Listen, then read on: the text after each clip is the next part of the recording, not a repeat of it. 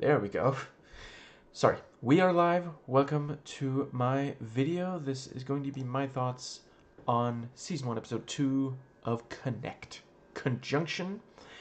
And yeah, the episode, I'm thinking, let's see, 18 plus, I'm pretty sure, is the rating. So will this video be? Like with the first episode, absolutely loved this one. There will be spoilers for both of these episodes. Yeah, let's dive right in. So, yeah, protagonist is not the best at this sort of thing, which is fair enough. But yeah, going up to the, I mean, he recognizes them from the eye, the connection, the connect, I think they call it, and yeah, he goes up to them and says, "Hey, were you here with the guy? Because I'm looking for him." And then he says the words. See, if you have to say the words, "I'm not a weirdo," chances are you're not doing a terribly good job of convincing the person you're talking to that, yeah, that you are not, in fact, a weirdo. It's a bit like saying, "I'm a Republican, but I have empathy." It's just not very convincing. Anybody who knows anything is gonna say, "No, that's yeah." Um, and we again see the cruelty where I mean, they're like, look at his eye, and it's like he's not hurting anyone, he's not doing anything, like he's literally just existing, but his appearance is something that bothers you, and so you prejudge him, like we saw in the first episode. And yeah, there's a guard at the building, at the door, so he's not going to be able to go inside and tell everyone, "I'm not a weirdo." I mean, yeah, he wouldn't actually accomplish very much if he did go in there. Um, I think let's go to right, yeah, he's able to find the the place to eat, and I like the line, "Why are there so many shops?" Capitalism. And I think, yeah, and that was also, the they think he followed them, which, like, under the circumstances is a reasonable enough, like, it's an incorrect guess, but you can understand why. Let's see. Then we have yeah, and they pass each other right there in the door, but he doesn't know what the yeah. Um, let's see. The right. We see Z,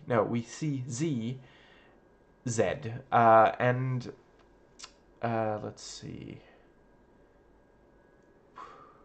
Yeah, he's kind of a jerk too. This is a world of jerks. I'm not talking about South Korea. I'm talking about the world presented by the show, which is obviously not 100% the real world, South Korea or anywhere else. Yeah, he's like, well, he said it's free. I'll record a version. Everyone's gonna listen to my version. It's not gonna matter that I didn't come up with it. Yeah. Um, I think that might just about cover. Right. I really like the. Actually, yeah, that might have been the opening of the episode where we see him like flashback, the protagonist flashback, and he like touches where he was cut open, and it plays on a very deep anxiety. We don't like the idea of like our flesh being penetrated or cut open like that. It's so yeah, very effective there. Uh, I think that pretty well covers that part of the movie. Yeah.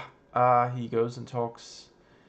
You know, I will say she was not a jerk. It's nice to there are some characters on the show that are not jerks. Although by the end of this episode, two of them are dead. But yeah, he goes to the horoscope lady and he's like, no, I didn't want a horoscope. I want the the scope of the horror is quite apparent. I wanted you to explain about that symbol. And she's actually like, sure thing. Is she even being paid for this? Oh wait, actually, yeah. Maybe he paid for this like consultation or something, and she was like, well, most people come here for horoscope reading, and it's possible that it's that, but even so, it's yeah.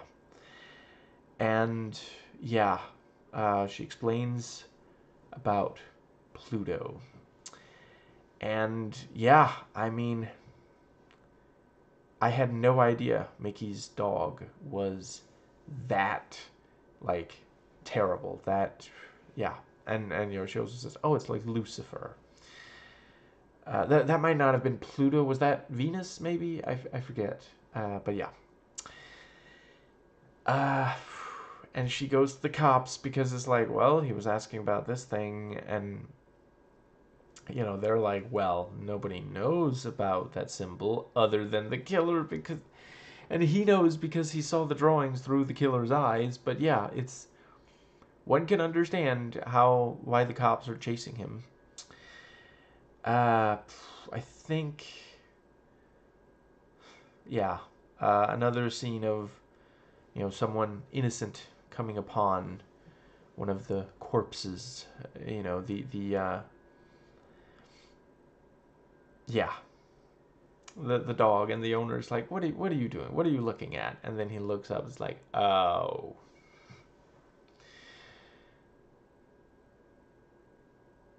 And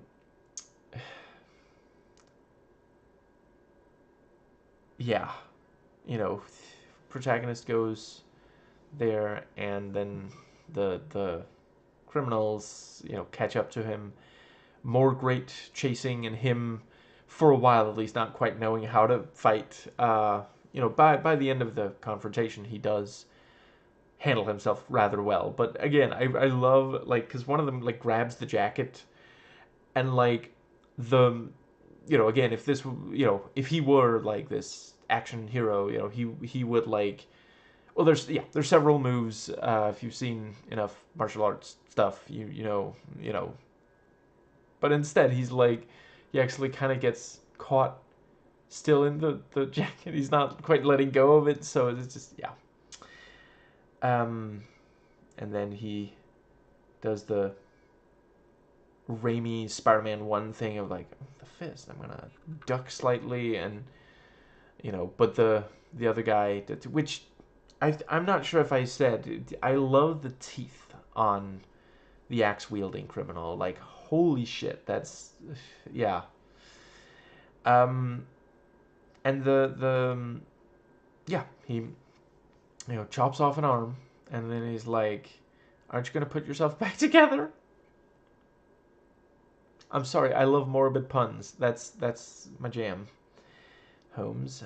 And let's see. I think that pretty well gets us to, yeah. Then she shows up, tasers, both of them. And then she's like, I mean, the cops are on their way. If you want to finish them off, now's the time to do it. And like, here's the knife. Just yeah. And they ran so far away. And yeah, it's like, well, how do you know about all this? It's just like, give me your phone. And yeah, the number, and it's in your car, boss. And then what's the word? Yeah, we'll have a phone conversation. I'll explain all this to you. So yeah, looking forward to that in an upcoming episode, maybe even the next one. Let's see. There was at least one other thing I really wanted to talk about here.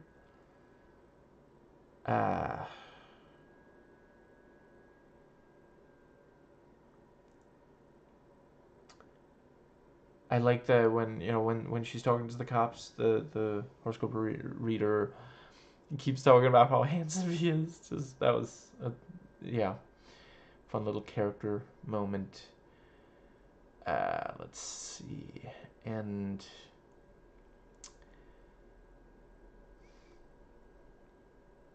yeah, I guess I'll briefly talk about I love the determination of the protagonist there at the end to stop the killer, and I think that does bring us to the girl who likes the killer, not knowing until she finds out that he's the killer. Um, yeah. So there's the conversation about I know she likes you, but I like her. Can I ask her out? And he's like, sure thing. And that does kind of make when he has sex with her, kind of a betrayal of his friend. This serial killer, I don't think he's a very good guy. And yeah, she shows up at his place. I know a lot about you. And can you ask me some questions about me? And then he's like, you wanted to reveal everything. Yeah.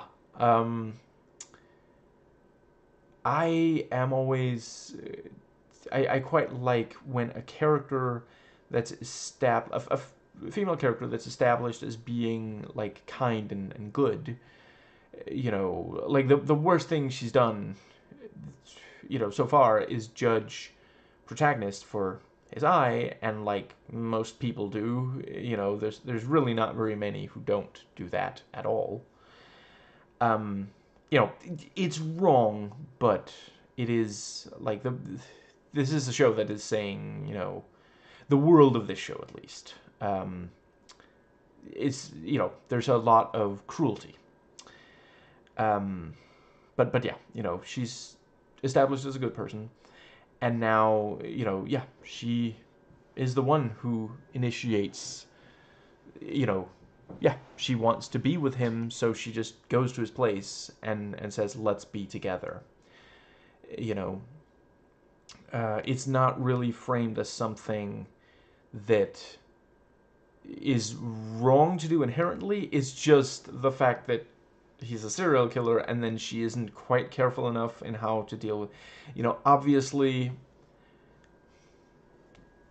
the fact that she doesn't go to the cops, like I feel like it's a then there wouldn't be a show kind of thing. It's I'm not sure there's any other real explanation for it, and I don't think that's a huge problem. It's a world of flawed people. That the show presents. So yeah, um, and yeah, after the sex, which I also appreciate, was not filmed and edited in like a super sleazy exploitative manner. But yeah, afterwards, she finds the book, and I appreciate we see, it does have the Pluto Venus Plenus on there, on the front, and then the what's the word? Then yeah, she looks through and recognizes the ones she's already seen, which everyone there has seen the bodies. And then she finds the fourth one, and the very next day it's like, oh, here's the fourth one. And when she confronts him, she points out, you had a picture of the one, you had a drawing of the one that was only found this morning. So yeah.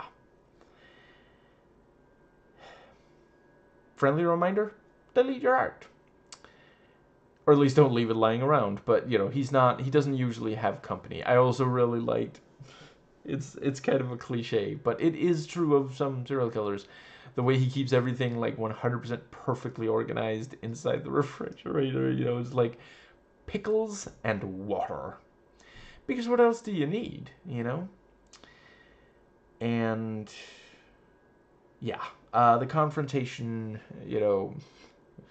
foiled by cell phones.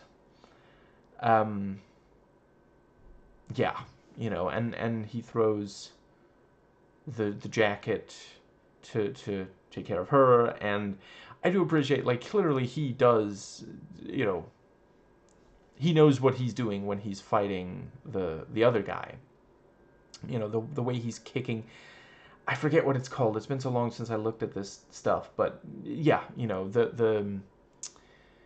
uh, it's like the inner thigh that he's kicking, and that throws the other guy slightly off balance, making it harder for him to effectively defend himself. And yeah, um, I will say the cell phone ringing, that was like Dexter Morgan level of luck. Like, wow, that worked out exactly right for you. Um, the slow motion during the you know, he manages to throw one guy off the roof, and the, you know, yeah, slow mo as he falls, oh, you know, and one, you know, one girl sees it and drops the phone, and just, yeah, that whole thing was, and, you know, yeah, lands, blood sprays onto the camera lens, which I appreciate because, like, it was obviously digital blood, so they had to, like, tell the animator, no, no, no, we want there to be blood on the lens, you know, because, yeah, I think it was Saving Private Ryan that started that being seen as okay, because, like, you know, there used to be a school of thought that would be like, well, that doesn't make sense because the lens, like, what is it, like a POV, but blood on your eye doesn't look like it does on a camera lens, so, you know. But yeah, I worked in that. It's worked a lot of times since. It works here. Uh, right, I don't think I mentioned in my video on the first one, I do kind of love that it is, yeah, it's the song, you know, and it's gaining popularity, so he hears it every so often, and it's her ringtone. I think that pretty well gets us to, right. Also, the brutality. You know, he snaps her neck to the point where, like, we can see bone poking out, and the camera makes sure to, like, rest on it. Like, Jesus Christ. I think that pretty well covers. Yeah.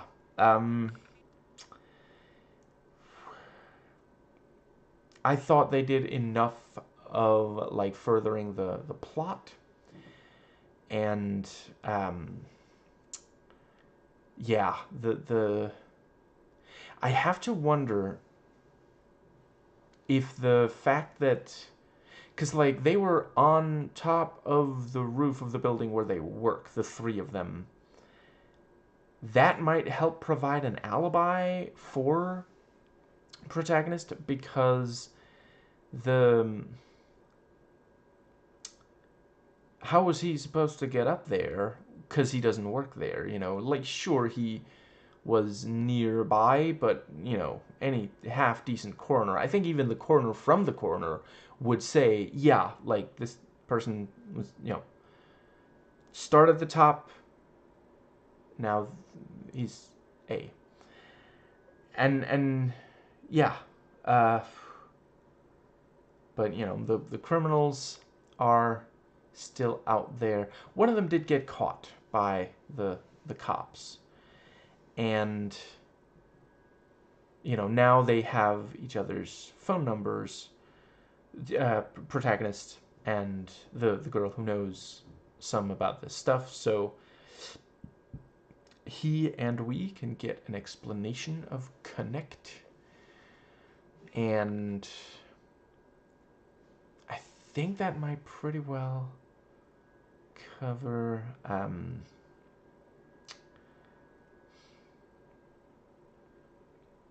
yeah, continue to really love the show so far.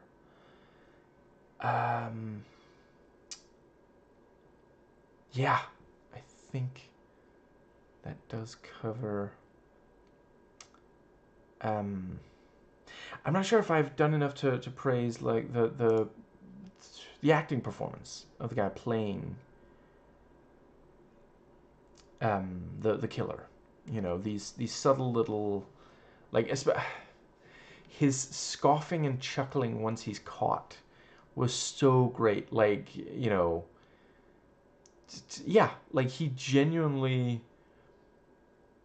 he comes across as if he thinks like he's above these other people, and it's completely okay for him to hurt them. Yeah. So he is a conservative.